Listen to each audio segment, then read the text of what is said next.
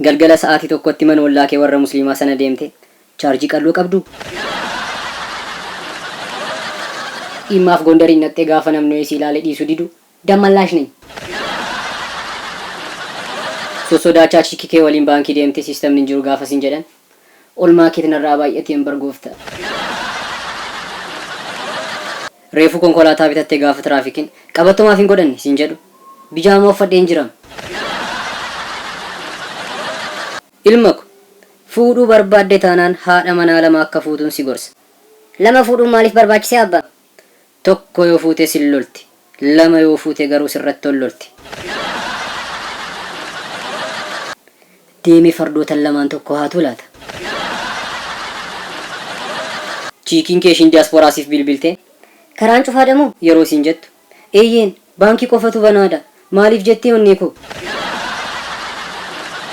Guyyaa gammachuu kee irratti yeroo seetanni si qorta. Suuqii banattee gaafa tokko dhufte gingilchaan jira siin jetta suuqii abtaamuu lamuu miti obboleetti ko. Abbaan kee itti rakkate si barsiisee gaafa qabxiin si jalaa hafu akka riftivaaliin jiru yeroo yaadatu. University graduate gootee hojii dhabdee gaafa kaampaasii kee agartu ila bakkan itti abaaramee ba'e. Barsiisaa baayoloojii barsiisuu sana wajjin utuu biddeen nyaattu yeroo dhufuun harkaa ba'u vaayirasii qilleensa irra jiru balleessuuf han dhuufeem.